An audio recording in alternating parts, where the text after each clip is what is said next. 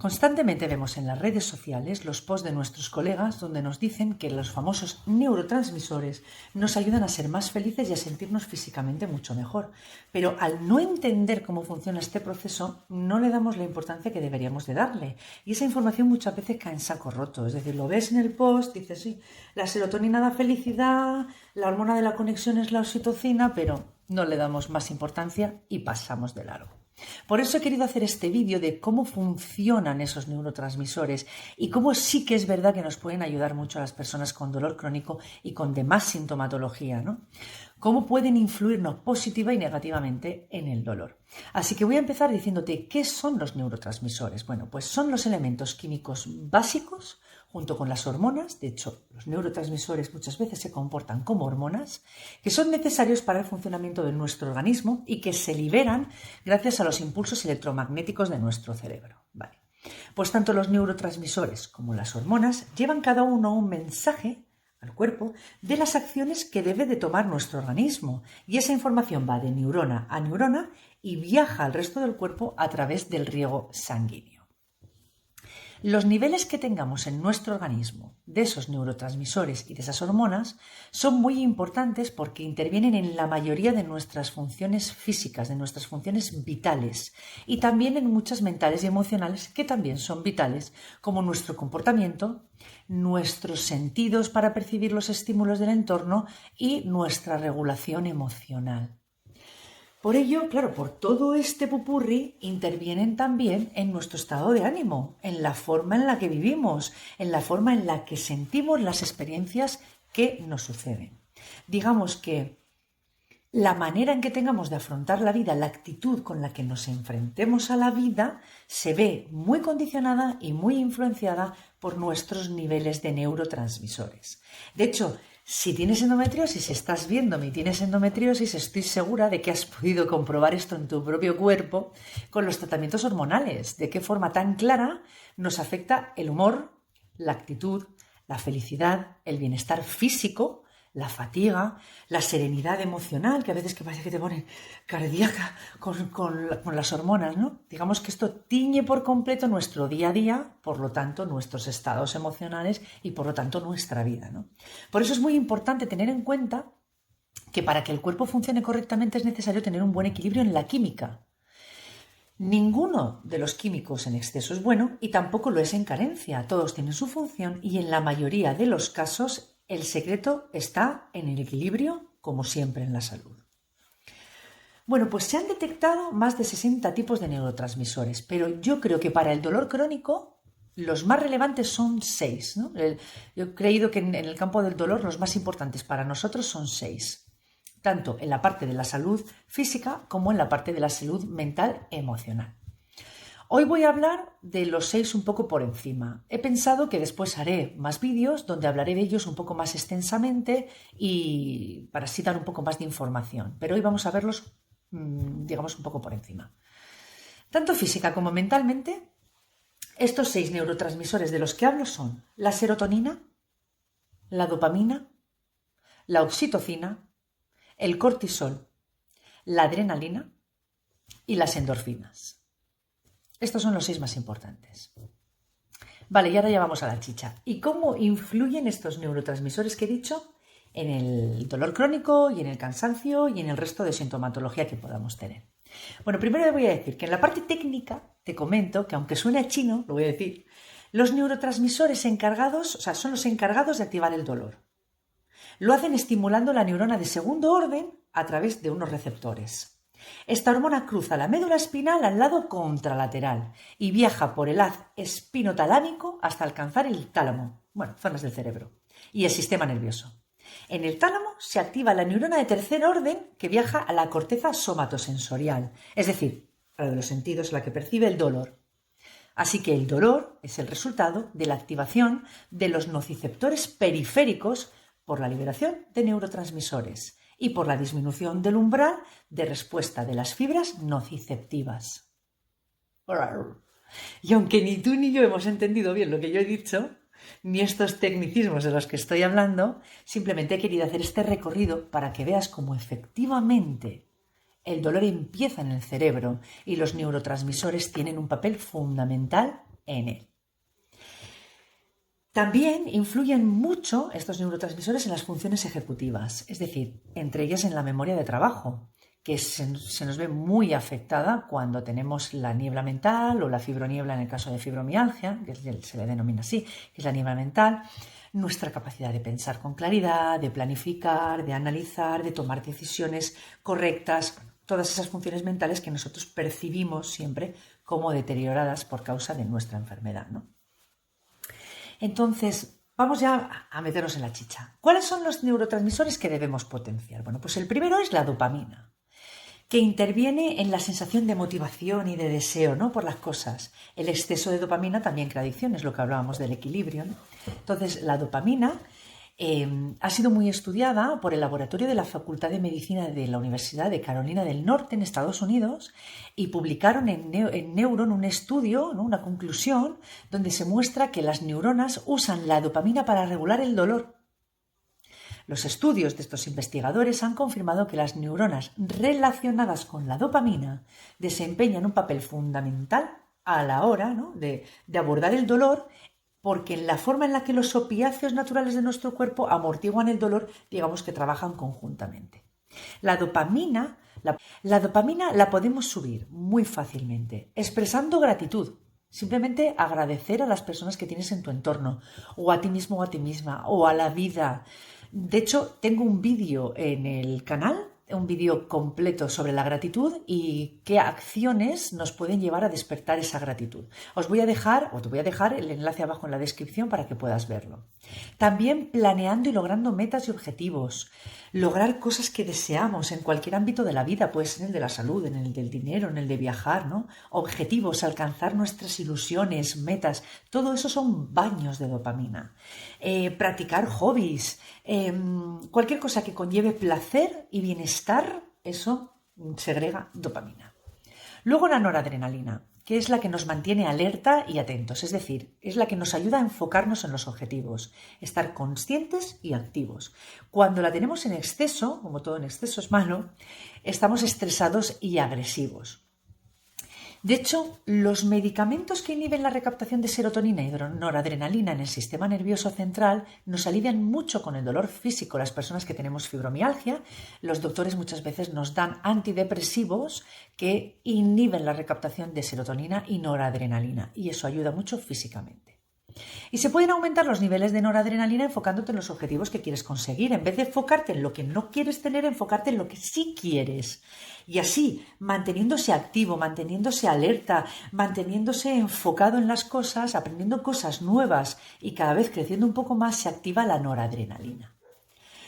Y después la oxitocina. Investigadores del Laboratorio del Dolor y Epilepsia de la Universidad de México confirman que la oxitocina bloquea las fibras que conducen la información del dolor de los receptores de la piel hasta la médula espinal.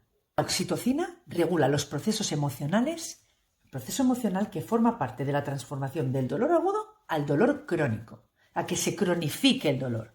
Tiene una acción moduladora de la percepción del dolor, es decir, disminuye la sensibilidad al dolor. Y se ha demostrado que los niveles de oxitocina en las personas con dolor crónico son bastante inferiores que en el resto de la población sana.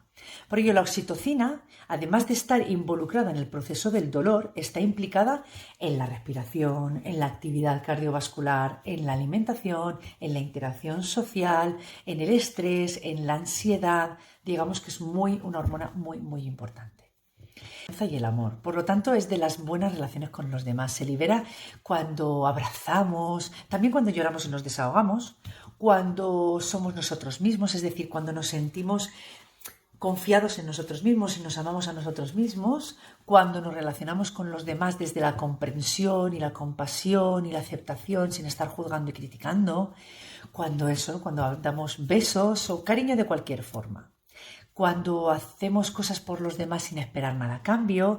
Digamos que es la hormona de la conexión y de la satisfacción personal, tanto hacia los demás como hacia nosotros mismos. Las endorfinas son liberadas por la glándula pituitaria durante el ejercicio, durante el dolor, durante el sexo y durante las respuestas emocionales. Durante los momentos de dolor, los impulsos nerviosos llegan a la médula espinal y nuestro sistema lo contrarresta liberando endorfinas. Por eso le llaman el analgésico natural.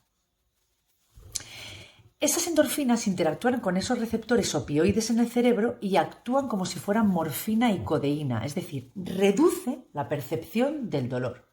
Por eso el nombre endorfina viene de la palabra morfina endógena, es decir, que el propio cuerpo crea la morfina. Es nuestro sistema opioide natural. Y es innato y nos alivia del dolor, haciendo cambios constantes, ¿no? Ajustando el dolor y el placer en las áreas del cerebro. Este grupo de péptidos también intervienen en la temperatura corporal, en el hambre y en las funciones reproductivas. Vale, ¿y cómo podemos subir las endorfinas? Bueno, pues de la forma más sencilla es sonriendo, aunque no nos apetezca, ¿no? María Alonso Puig habla mucho de eso. Aunque no te apetezca sonreír, fuérzate 5 minutos a sonreír y tu sistema se activará. También llorando, desahogándose, se activan también, o cuando superamos los obstáculos, cuando vencemos miedos, haciendo ejercicio, manteniendo relaciones sexuales, teniendo relaciones de pareja satisfactorias, todo eso motiva a tener más endorfinas. Y por último, la serotonina, que es la hormona del bienestar y de la felicidad por excelencia, ¿no? De hecho, los antidepresivos inhibidores de recaptación de serotonina están diseñados para que mantengan la serotonina disponible en el cerebro y son muy eficaces para tener mejores estados de ánimo, estar más positivos y estar felices. Y se ha demostrado que también son muy eficaces para el dolor prolongado, que es lo que nosotros llamamos dolor crónico, especialmente en el dolor neuropático. Aunque hay estudios recientes que dicen que la serotonina no influye tanto en la depresión como se pensaba hasta ahora, pero sí influye mucho en tener buenos estados de ánimo, ¿no? En el día a día. De hecho, como te comentaba antes, a nosotros con fibromialgia muchas veces nos pautan medicamentos como el triptizol que cumplen esta función, ¿no? Son recaptadores de serotonina y noradrenalina. Pero también hay otras formas más activas por nuestra parte de subir los niveles de serotonina. Puedes activar el sistema nervioso parasimpático, que se encarga de reparar el cuerpo y crecer, pues por ejemplo buscando la calma y la armonía, tomando paseos, mindfulness, relajación, tomando el sol, practicando tener pensamientos positivos, evocando emociones positivas como la gratitud y la felicidad, practicando hobbies, teniendo una buena gestión emocional y mental. Todo eso hace que suban mucho los niveles de serotonina. Vale, y ahora vamos a la parte negativa, ¿no? ¿Cuáles son los neurotransmisores que no debemos alimentar? Pues son los famosos cortisol y adrenalina. Estos neurotransmisores son ahora bastante conocidos y tienen muy mala fama, principalmente porque son los causantes de tener nuestro cuerpo en alerta y en estrés, ¿no? Esto tiene consecuencias físicas como que debilita nuestro sistema inmune, problemas musculares de agarrotamiento y de dolores y contracturas, la niebla mental, el agotamiento, y también tiene consecuencias mentales y emocionales como la ansiedad, la depresión y la pérdida de la ilusión. Pero ojo, quiero decir algo muy importante. Tanto el cortisol como la adrenalina son completamente necesarios para nuestra supervivencia. Solo debemos de regular su activación. Son esenciales para los momentos de peligro o de necesidad, de la necesidad de estar alerta. Sin ellos nos moriríamos o no seríamos tan eficaces a la hora de responder ante una urgencia. Pero lo importante no es el que no lo tengamos, no es eliminarlas, sino tener las cantidades correctas en el contexto en los que son necesarios. De esa manera, pues no nos dañarán. Entonces, digamos que sería el cortisol, que es comúnmente conocido como la hormona del estrés, y esa es la que se encarga de luchar o de huir en las situaciones de estrés y de amenaza. Naturalmente, tenemos los niveles más altos de cortisol por la mañana y va descendiendo a lo largo del día. El estrés crónico afecta al desarrollo de esa actividad cerebral, ¿no? El cortisol se produce en la glándula suprarrenal, que es la que está encima del riñón, y se llama la hormona del estrés porque en situaciones de ese estrés fabricamos grandes cantidades de cortisol, lo que permite que la sangre vaya a nuestras extremidades para luchar o para huir, salir corriendo, y también digamos que nos aumenta la capacidad de concentración para la toma rápida de decisiones por parte del cerebro. Por ejemplo, si nuestro hijo se nos cae del columpio y se nos abre la cabeza, digamos que el cortisol actúa para que te puedas enfocar en tu hijo, cogerlo del columpio y salir corriendo a llevarle. Porque influencia el sistema inmunitario, que es el que se encarga de fabricar la inflamación y que nos protege frente a infecciones y casos agudos. Lo que hace es una acción reguladora de la inflamación, es decir, el cortisol le indica al sistema inmune cuándo tiene que subir o bajar el nivel de inflamación. Por eso es muy importante tenerlo, pero no tenerlo en exceso porque puede provocar que mantengamos una inflamación largos periodos de tiempo. Por eso el estrés crónico reduce la sensibilidad de los tejidos al cortisol, es decir, se hacen como inmunes al cortisol. El botón de apagado de la inflamación se rompe y la inflamación permanece continuamente activada. ¿Qué hacer para controlar el estrés y el cortisol? Pues lo primero, que es para mí, ya sabes que es el hábito estrella, mindfulness. Mindfulness puede ser en forma de meditación de unos 15 minutitos al día o puede ser en forma de mindfulness informal a lo largo del día, intentando mantenerte centrado en el presente y evitando esos pensamientos rumiantes y para poder tener estados de ánimo más serenos. En el caso de que no te guste el mindfulness, también se puede hacer relajación. Reducir la carga alostática, es decir, de estar todo el día estresados, pues intentar compensarlo al final del día relajando esa carga alostática y volviendo un poco a estados de ánimo más tranquilos. Y una alimentación lo más natural posible, con los mayores nutrientes antiinflamatorios. Y por supuesto, paseos por la naturaleza, ejercicio moderado, siempre pautado por un especialista.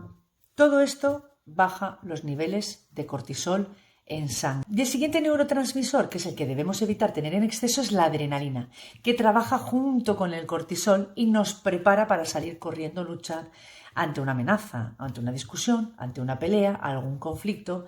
Esta adrenalina lo que nos provoca es miedo, ansiedad, nerviosismo y rabia. ¿Es necesaria? Totalmente, para sobrevivir y para muchas cosas, pero siempre dentro de los límites necesarios y en el contexto necesario. Y se regula de la misma forma que el cortisol, estados de ánimo sereno, reducir la ansiedad, el miedo, vivir en el presente a través del mindfulness, recordando lo menos posible eventos negativos del pasado y preveyendo lo menos posible eventos negativos que puedan pasar en el futuro.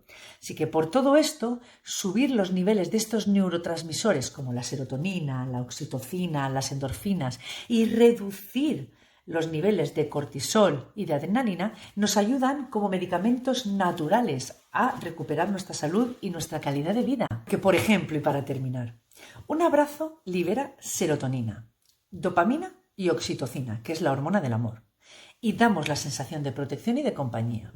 Reduce el estrés y la ansiedad por la serotonina y la dopamina. Reduce la presión arterial por la oxitocina y mejora el sistema inmune.